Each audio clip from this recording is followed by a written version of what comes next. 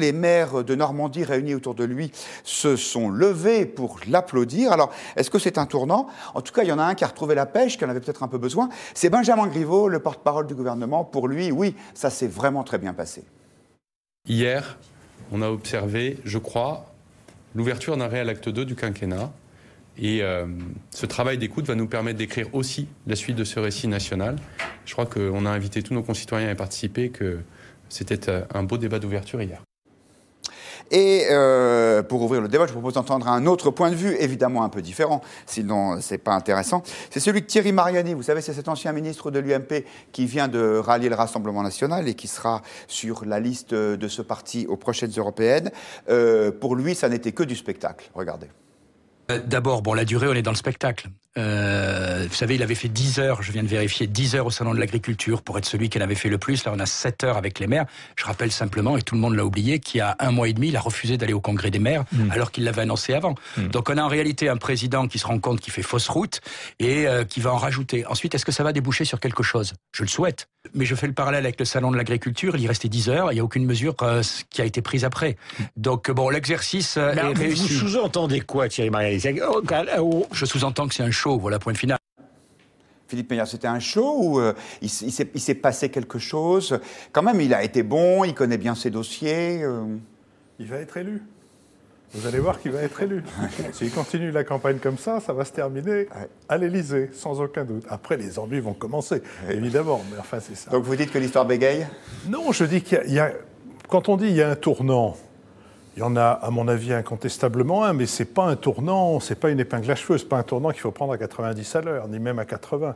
Mais c'est un tournant qui est fait à la fois de ceux qui ont envie que ça se termine, et en tout cas que ça aboutisse à des choses qui calment le jeu. Que la crise des Gilets jaunes se termine. Et effectivement, les maires me paraissent contents de pouvoir reprendre la main, mais c'est aussi un tournant qui est dû au fait que le mouvement des Gilets jaunes lui-même est en train d'évoluer, qu'il essaye en partie de s'organiser, qu'il a épuré ou qu'il essaye d'épurer en partie ses propres rangs. On voit bien que ceux des Gilets jaunes qui étaient le plus proches du Rassemblement national sont en train de se faire marginaliser, en tout cas qu'un certain nombre d'autres Gilets jaunes essaient de les marginaliser. Il se passe quelque chose. Le tournant, encore une fois, je le crois, faible, mais il existe. Claire Chartier, on est en train de sortir de la crise, vous croyez, là? Je crois que c'est assez précipité de le dire. Il est certain que c'est une mise en scène, une représentation de la grande réconciliation qu'Emmanuel Macron avait déjà initiée quand même à plusieurs reprises dans ses discours précédents. Il n'est jamais aussi bon que dans ce genre d'exercice. C'est un peu un showman quand même. C'est vrai qu'il a réussi à retourner la salle. Donc c'est son grand talent.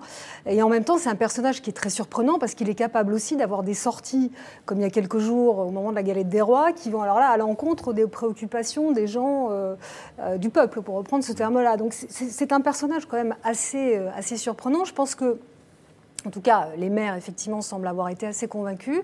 Et je pense que c'est assez salutaire, c'est-à-dire qu'il y a le temps de la bouderie, et puis il y a le temps aussi de l'esprit de responsabilité. Les mairies peuvent jouer un rôle absolument crucial dans cette consultation, dans cette république de délibération permanente qu'appelle de ses voeux Emmanuel Macron. Et ce mouvement des Gilets jaunes a l'intérêt justement de rebraquer le projecteur sur les communes, qui sont en fait des échelons essentiels dans la République depuis la Révolution. Et finalement, elles ont été assez, pas laminées, mais disons très éclipsées par après la Seconde Guerre mondiale, après tout ce mouvement de reconstruction de la France, de modernisation, et ensuite d'aménagement du territoire. Et là, ils reviennent.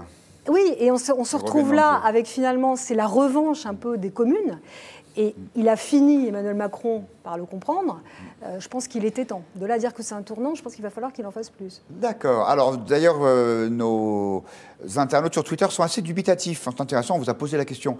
Est-ce que cette intervention devant les maires est un tournant dans le quinquennat? Allons-y carrément. Bon, il y en a 45% quand même qui considèrent que oui, ce qui est une minorité, mais quand même une minorité influente.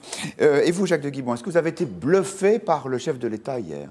Un peu comme tout le monde, bluffé par le comédien, le grand comédien qu'il est. Je pense qu'il va être nominé aux César, excusez-moi. Je pense que c'est ça, il montre qu'il est le plus grand comédien de France, encore une fois. Ça, c'était assez impressionnant. Mais sinon, le virage ou le tournant, s'il y en a un, on peut dire qu'il remonte déjà au mois de décembre, au moment où il a fait son discours à 12 milliards, là où il avait déjà commencé à reculer pour la première fois, en fait. Là, c'est un petit tournant, mais il a fait un exercice d'écoute ou de pseudo-écoute auprès des maires, où il a réaffirmé que c'était sa ligne qui allait continuer. Il a rien donné, j'ai l'impression, pour l'instant. Il a dit qu'il les écoutait. Je ne crois pas qu'il y ait un tournant. Il est plutôt en campagne comme vous l'avez dit, mais de mi-mandat, si on peut dire, comme s'il y avait des mid-terms en France qui seraient les européennes, là, pour essayer de se refaire une légitimité. Et je pense qu'on va avoir droit pendant 3 mois jusqu'aux européennes, donc à une campagne, en fait, d'Emmanuel Macron aux frais de la République pour gagner les européennes, en fait, notamment. Est-ce qu'il n'y a pas un problème d'interlocuteurs, Gilles Smadja, parce que, en fait, ces maires qui étaient très à l'écoute et qui ont, semble-t-il, été assez convaincus par ce qu'a dit le président de la République, ce ne sont pas eux les gilets jaunes, en fait. Donc, c'est peut-être pas eux qu'il fallait en premier lieu convaincre, à moins qu'il eût fallu commencer par eux. Voilà, je tourne vers Philippe Meyer, parce que pour moi, c'est le journaliste qui parle le mieux le français à la radio. Donc, même si j'ai eu tort, il ne me le dit pas, c'est gentil. Ce qui est intéressant dans ce qui s'est passé hier, c'est que les communes, les maires ont été remis au centre de la République. Ils ont été désignés comme des piliers de notre démocratie. Après avoir été quand même largement décriés pendant toute une période. Ils dépensaient trop l'argent public, ils ne faisaient pas attention. Leurs moyens n'ont cessé de diminuer au cours des dernières années, à tel point qu'il y a un maire sur 2 qui envisage de ne pas se représenter aux prochaines élections municipales, tellement c'est dur aujourd'hui de diriger une commune. Alors donc, on leur redécouvre aujourd'hui toute une série de vertus. Mais là où vous avez raison de pointer ce problème, c'est qu'en fait, hier, il n'y a pas eu de tournant sur le fond. Il y a eu un exercice une volonté du président de la République de montrer qu'il connaissait les problèmes, qu'il connaissait les dossiers, qu'il n'était pas ce président hautain, loin des préoccupations qu'on avait pu décrire, mais sur le fond, il n'a absolument rien lâché. Il n'a rien lâché sur le retour de leur établissement de l'impôt sur la fortune, il n'a rien lâché sur l'augmentation des bas salaires, il n'a rien lâché sur le référendum d'initiative citoyenne. Il a une formidable capacité à mémoriser les fiches et les notes que lui préparent ses collaborateurs. Ça, c'est vrai, il faut le reconnaître. Il a un certain talent pour ça. Mais il n'a pas annoncé de choses qui sont susceptibles de nous faire sortir de la crise dans laquelle on est aujourd'hui. Et alors, vous qui connaissez parfaitement ces sujets, puisque vous êtes le plus proche collaborateur d'un maire, vous avez été impressionné par sa maîtrise technique des dossiers, parce que les maires lui posaient des questions parfois qui étaient compliquées. À mon avis, même à l'oral de l'ENA, on ne vous en pose pas d'aussi pointus. Oui, il faut lui reconnaître ce talent, à bien connaître le contenu des dossiers, c'est-à-dire leur contexte, les législations, d'où ça vient, quel est le problème posé. Mais par contre, dès qu'il s'agit d'apporter des réponses concrètes, des solutions, là, il est tout de suite beaucoup plus en réserve. Quand un maire lui dit « mais il ne faut pas fermer la maternité qu'il y a, parce que si vous fermez la maternité qui est à côté de ma commune, à ce moment-là, il va falloir faire 1 heure de route pour trouver une maternité », là, il dit « mais non, on ne peut pas faire autrement ». Quand un maire lui pose la question des contrats aidés qui ont été supprimés par Emmanuel Macron, et du coup, ça a eu des tas de conséquences pour les clubs sportifs, pour les associations. Là, il ne dit pas « je vais les rétablir ». Vous voyez, c'est-à-dire qu'à chaque fois, quand même, au moment où on arrive au point le plus important, c'est-à-dire la réponse, la solution, là il n'est pas présent. Et on voit bien que les décisions, les choix qu'il a faits depuis le début du quinquennat, il n'entend pas y renoncer pour le moment. Deux petites remarques marginales, mais vous avez vu les vues d'ensemble des maires. Ils ont tous les cheveux gris quand ils ont encore des cheveux. Je parle des hommes.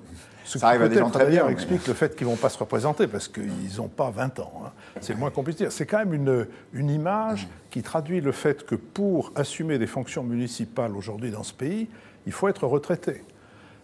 Les possibilités qui sont données aux maires de se consacrer et de continuer à gagner honorablement leur vie sans gagner des milliers des cents sont extrêmement faibles. La deuxième chose, c'est qu'il ne faut peut-être pas exagérer non plus la qualité des maires en question. Énormément d'affaires de corruption sont des affaires qui concernent des maires, souvent bien plus que des affaires qui concernent des députés.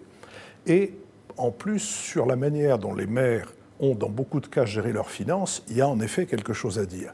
Et puis enfin, il y a quand même quelque chose d'extraordinaire, c'est que rien ne se passe au Parlement. Mais rien.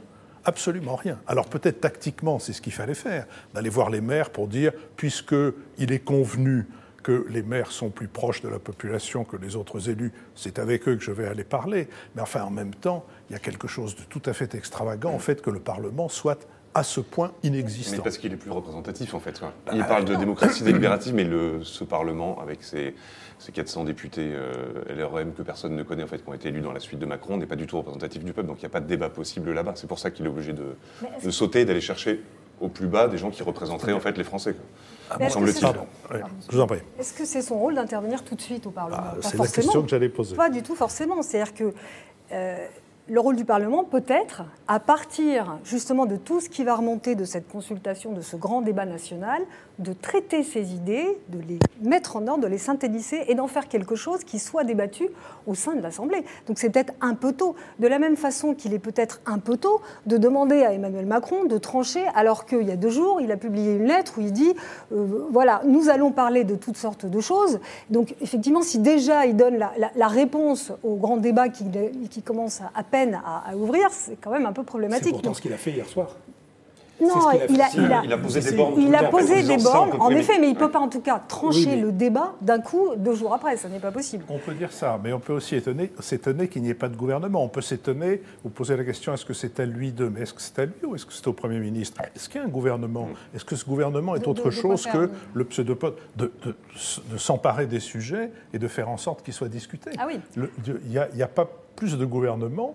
Oui. Et d'ailleurs, tous les journaux et tous les commentateurs font remarquer que les ministres sont de glorieux inconnus et qu'il n'y en a aucun sur lequel ils puissent s'appuyer. Il y avait les images que vous avez montrées tout à l'heure en commençant, du porte-parole du gouvernement, entouré de 2 soliveaux qui font comme les chiens à l'arrière des voitures. Oui, oui, oui, quand le porte-parole du gouvernement... Vous ne voulez pas qu'ils disent non, non, non, non plus. Non, mais qu'est-ce qu'ils font là? Enfin, qu'est-ce que cet exercice d'autocongratulation qu'est-ce que ce jeu ridicule? Qu'est-ce que c'est que ce jeu ridicule? Mais là, on est dans la 5e République et les travers d'un régime présidentialiste qui met Philippe le Meillet, président en direct avec je le ne peux pas peuple. vous laisser dire ce que vous avez dit sur les questions de corruption des maires. Franchement, c'est totalement à côté de la réalité. Parce que évoquer le problème de la corruption des maires comme si c'était un vrai problème, alors que ce sont quelques affaires qui touchent peut-être moins de 1% des maires, et sur les plus de 30 000 communes qui sont aujourd'hui gérées, non, franchement, aujourd'hui, croyez-moi, être maire d'une commune, quelle que soit notamment les petites et les moyennes communes, c'est quelque chose qui est extrêmement difficile,